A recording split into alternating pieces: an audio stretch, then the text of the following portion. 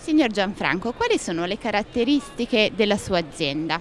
Ma innanzitutto siamo in Puglia, siamo a Manduria, nella terra del Primitivo, sul versante orientale della provincia di Taranto. Le caratteristiche della nostra azienda: la nostra azienda è nata nel 2004 con il preciso intento di fare vini solo ed esclusivamente da vigne allevate ad alberello.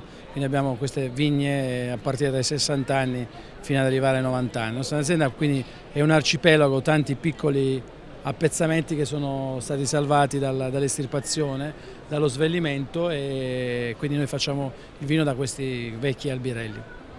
Com'è cambiata la viticoltura pugliese negli ultimi anni?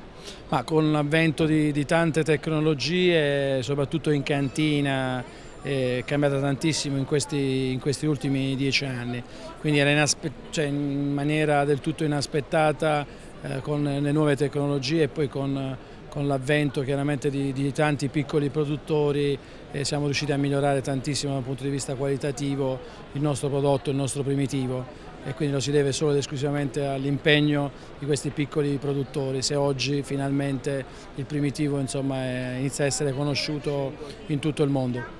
E lei quali vini produce?